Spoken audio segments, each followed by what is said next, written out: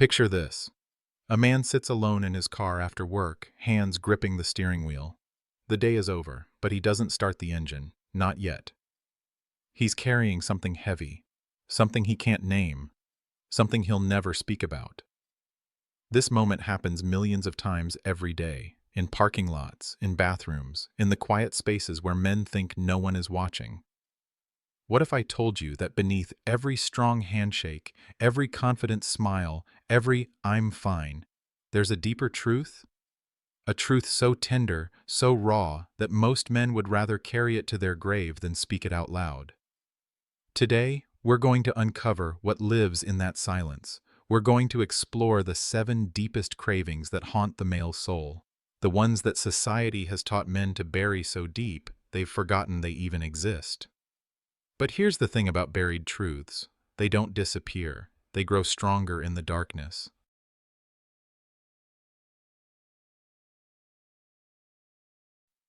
Before we dive deep, let's be honest about something. We live in a world that has written a script for masculinity, and every man, whether he likes it or not, has been handed his lines. Be strong, don't cry, provide, protect. Never let them see you sweat.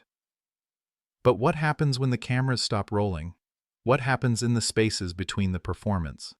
That's where the real story begins. You see, every human being, regardless of gender, has the same core needs. We all crave connection. We all need tenderness. We all want to be understood. But somewhere along the way, we decided that half the population should pretend they don't. And that pretending, it's killing us. Studies show that men are 3 times more likely to die by suicide than women. Men are more likely to suffer from addiction, more likely to die from stress-related illness, more likely to live isolated, disconnected lives. The mask is suffocating the man beneath it. So what happens when we finally have the courage to remove it? What do we find underneath? Let's find out.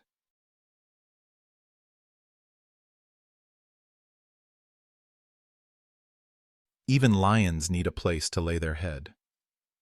Close your eyes for a moment. Think about the strongest man you know. Maybe it's your father, your brother, your partner, your friend. Now imagine him as a little boy. See him falling off his bike, scraping his knee. What did he need in that moment? He needed someone to hold him, to kiss the hurt away, to tell him everything would be okay. That little boy is still there. He never left. He just learned to hide. Here's the truth that will make some people uncomfortable. Every man craves nurturing, not in a way that diminishes him, not in a way that makes him feel weak or dependent, but in a way that reminds him he's human. Think about it. When was the last time you saw a man being truly tender with another man? When was the last time you saw a man being held, not in celebration, not in victory, but simply because he needed comfort? We've created a world where men can only receive tenderness in 2 contexts: romantic relationships or when they're dying. That's it. Those are the only 2 times society gives men permission to be soft. But what about all the moments in between? What about the failed job interview, the death of a dream, the weight of disappointment that sits heavy on his chest at 3 a.m.? Men crave what every human craves: to be seen in their vulnerability and loved anyway, to have someone look past the armor and tend to the tender heart beneath. But here's the cruel irony. The very people who love them most are often the ones who need them to stay strong. His partner needs him to be the rock. His children need him to be the protector. His parents need him to be the success story. So where does he go to be weak? Where does he go to be held? Most of the time, nowhere. And that's why you'll find him sitting in his car, gripping the steering wheel, carrying weight that no one even knows exists. What would change if we gave men permission to be both strong and soft? What would change if we stopped treating nurturing like it was feminizing? What would change if we finally understood that even lions need a place to lay their head?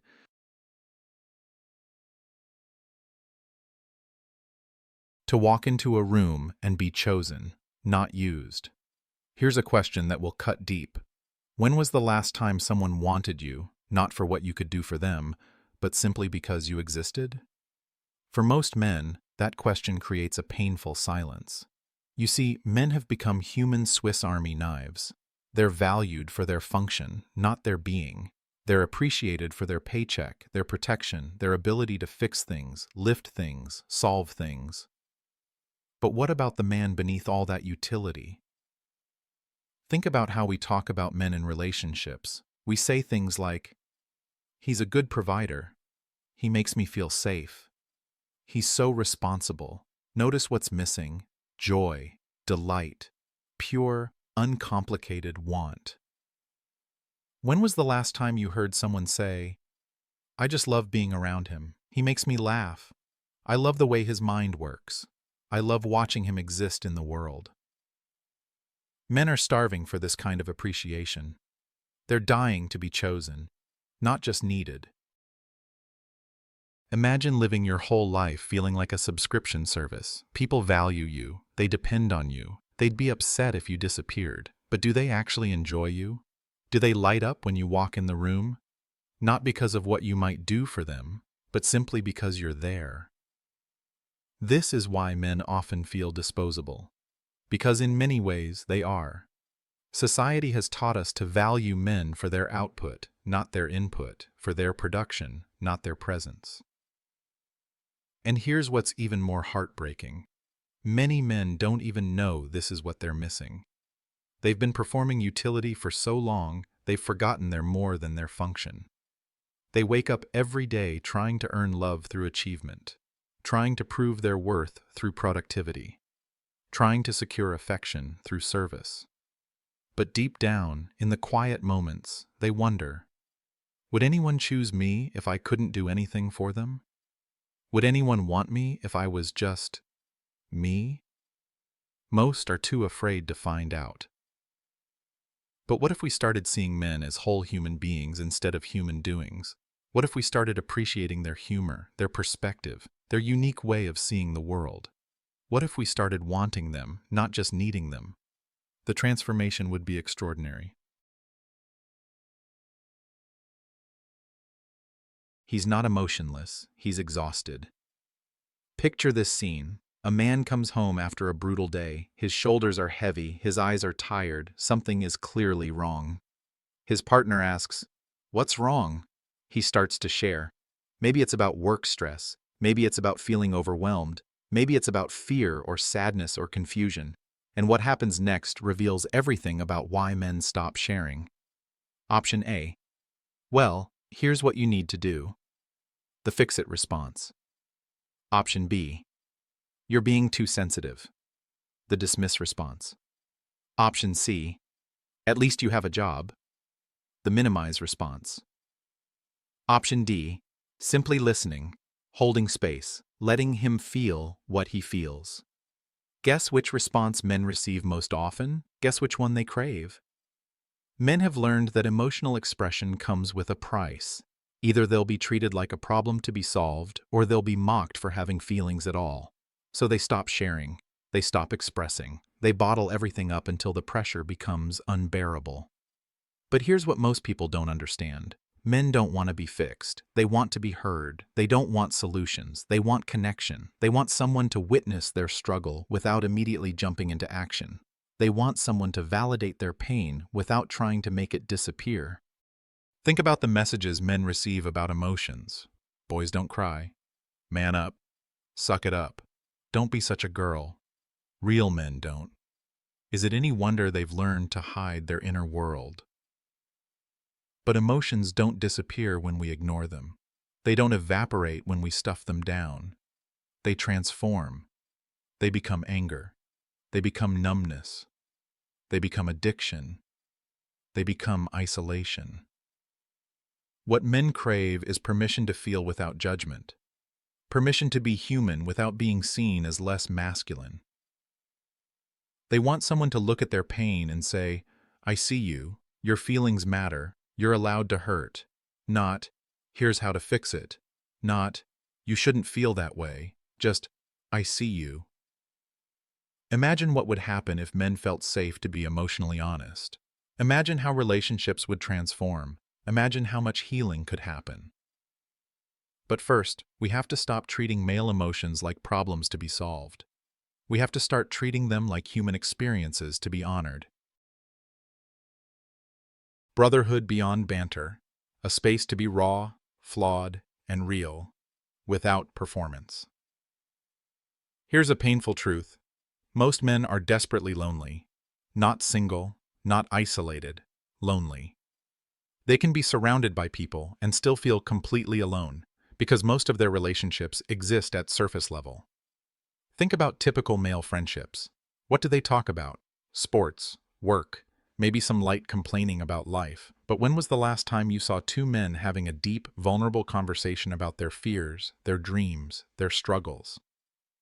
Most men can't even imagine what that would look like. Male friendship has been reduced to activity-based bonding. They watch games together, they work on projects together, they joke around together. But they don't really know each other. They don't know about each other's midnight anxieties. They don't know about each other's secret shame. They don't know about each other's deepest longings. Why? Because vulnerability between men has been labeled as weakness. Emotional intimacy between men has been questioned or mocked. So men learn to relate through humor, competition, and shared activities. They learn to bond without really connecting. But what they crave, what they desperately need, is soul-level brotherhood. They need other men who get it, who understand the unique pressures they face, who can witness their struggles without judgment. They need other men who will say, "Yeah, I've been there too." Think about it. Women have been encouraged to build deep, supportive friendships. They're celebrated for emotional intimacy. They're praised for vulnerability with each other. But men, they're expected to figure everything out alone. The result? An epidemic of male loneliness, depression, suicide, addiction. Men are literally dying from disconnection. But what if we normalized male emotional intimacy? What if we encouraged men to build friendships that go beyond surface level? What if we celebrated vulnerability between men instead of questioning it? What if men had permission to need each other? The healing would be revolutionary. Imagine men having friends they could call at 2 a.m., not because of an emergency, but because they needed to talk. Imagine men having other men in their lives who knew their real struggles, their real fears, their real hearts. Imagine men supporting each other through life's challenges instead of suffering in isolation. This isn't about changing what men do together. It's about deepening why they're together. It's about moving from brotherhood based on shared activities to brotherhood based on shared humanity. Craving number 5, to be forgiven for not being perfect. I still believe in you versus you should have done more. Here's a weight that most men carry but never speak about: the crushing pressure of perfection. Society has assigned men the role of protector and provider, which sounds noble until you realize what it really means. You're only as valuable as your last success. You're only as worthy as your ability to perform. Fail to protect? You've failed as a man. Fail to provide? You've failed as a man. Make a mistake? You should have known better. Show weakness? You're letting everyone down. Men live in constant fear of failure because failure isn't just about the task, it's about their entire identity. Think about how we respond when men make mistakes. When a woman makes a mistake, we often say, "It's okay, everyone makes mistakes." When a man makes a mistake, we often say, "How could you let this happen?" The difference is subtle but devastating. Men internalize every failure as proof of their inadequacy. They carry guilt and shame that compounds over time, creating an inner narrative that sounds like this: I should be stronger. I should be smarter. I should be more successful. I should be better. Everyone is counting on me, and I keep letting them down. What men crave, what they desperately need, is grace, forgiveness, permission to be human. They need to hear, "I still believe in you," instead of, "You should have done better." They need to know that their worth isn't tied to their performance, that they can fail and still be loved, that they can be imperfect and still be valued. But our culture rarely offers men this kind of grace. Instead, we pile on more pressure, more expectations, more responsibility. And then we wonder why men are exhausted. why they're burning out, why they're giving up. Here's what would change everything. What if we started celebrating men's efforts instead of just their results? What if we acknowledged their struggles instead of just their successes? What if we said, "I see how hard you're trying," instead of "try harder"? What if we offered men the same compassion we offer everyone else? The transformation would be profound. Men would stop living in constant fear of failure. They would stop carrying impossible standards. They would start believing in themselves again. But first, we have to stop demanding perfection from people who are beautifully, perfectly human.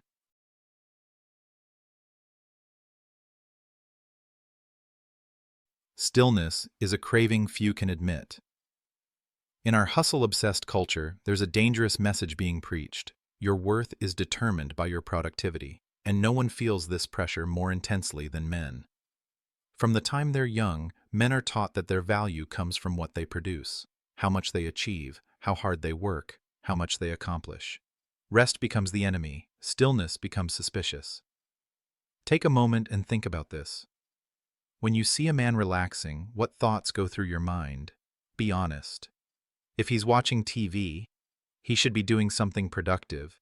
If he's taking a nap, must be nice to have that kind of time. If he's just sitting quietly, he looks lazy. Now flip it. When you see a woman taking time for self-care, what do you think? Good for her. She deserves it. She's taking care of herself. She needs that rest. The double standard is crushing men. They're afraid to rest because rest is seen as weakness. They're afraid to relax because relaxation is seen as laziness. They're afraid to just be because being isn't doing. So they stay busy. They stay productive. They stay moving. Even when their bodies are screaming for rest, even when their minds are begging for peace, even when their souls are crying out for stillness. Because somewhere along the way, we decided that a man's worth was measured by his output, not his humanity. But here's the truth that will set men free. Rest is not laziness. Stillness is not weakness. Taking time to just exist is not selfish. It's human. Every man craves permission to rest without losing respect, permission to be still without being seen as unambitious, permission to just exist without having to justify his existence through productivity. What would happen if we normalized male rest? What would happen if we celebrated men who chose balance over burnout? What would happen if we valued being as much as doing? Men would stop running themselves into the ground. They would stop sacrificing their health for success. They would start living instead of just surviving. But first, we have to challenge the lie that says a man's worth is determined by his productivity. We have to remember that human beings are not human doings. Even the strongest among us need rest. Even the most ambitious among us need stillness. Even the most driven among us need permission to just be.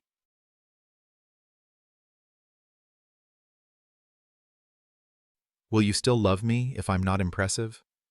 This is the ultimate test, the deepest craving, the most vulnerable truth. Every man carries this secret fear. What happens when I'm not strong anymore? When I'm not successful? When I'm not impressive? Will anyone still love me? Most men have never experienced unconditional love. Love that exists regardless of performance. Love that remains even in failure. Love that deepens during struggle instead of disappearing. Instead, they've experienced conditional love. Love that says, I love you when you're strong. I love you when you're successful. I love you when you make me proud. I love you when you're the man I need you to be. But what about when he's not any of those things? What about when he's broken, doubting, ashamed, lost? What about when he's in his darkest season? This is when men need love the most, and it's when they expect it the least. Because they've learned that love is something they have to earn, something they have to maintain, something they can lose if they're not careful. So they hide their darkness. They pretend to be okay when they're falling apart. They smile when they're dying inside. Because they're terrified that if people see who they really are, flawed, scared, uncertain, human, they'll be abandoned. But here's what every man needs to know. Real love doesn't run from darkness. Real love doesn't require perfection. Real love doesn't disappear during difficulty. Real love says, I see all of you, the strong parts and the broken parts, and I choose you anyway. Real love says, you don't have to be impressive to be loved. Real love says, your worth isn't tied to your performance. Real love says, I'm not going anywhere. Imagine what would happen if men truly believed they were loved unconditionally. Imagine how they would change, how they would open up, how they would heal. Imagine if they stopped performing love and started receiving it. The transformation would be revolutionary. But it starts with us. It starts with loving the men in our lives, not for what they do for us, but for who they are. Not for their strength, but for their humanity. Not for their success, but for their soul. It starts with staying when they're not impressive, with loving them in their darkest season, with proving that our love isn't conditional on their performance. So here's my challenge for you. If you're a man reading this, which of these cravings resonated most deeply? Which one made you think, yes, that's exactly what I've been feeling, but couldn't express? You're not alone. You're not weak for having these needs. You're human, and being human is not something to apologize for. If you love a man, whether as a partner, friend, family member, or colleague, which of these cravings could you help fulfill? How could you love the men in your life more completely? How could you see past their armor to the tender heart beneath? Remember, every strong man was once a little boy who needed love, acceptance, and understanding. That little boy is still there. He still has the same needs. He's just learned to hide them better. But what if he didn't have to hide anymore? What if we created a world where masculinity included vulnerability, where strength included softness, where being a man meant being fully human? That world is possible. But it starts with conversations like this one. It starts with understanding. It starts with compassion. It starts with love. Before you go, if this message reached something deep inside you, I want you to know you're not alone in feeling this way. These cravings, these needs, this longing for deeper connection and understanding, it's shared by millions of men around the world. The healing starts when we stop suffering in silence. If you found value in this exploration, do me a favor. Share it with someone who needs to hear it. Maybe it's a man in your life who's been carrying these burdens alone. Maybe it's someone who loves a man and wants to understand him better. Remember, in a world that often demands perfection, choosing to be human is a revolutionary act. Choose humanity. Choose vulnerability. Choose love. The world is waiting for the real you. Until next time, keep being beautifully, imperfectly, courageously human.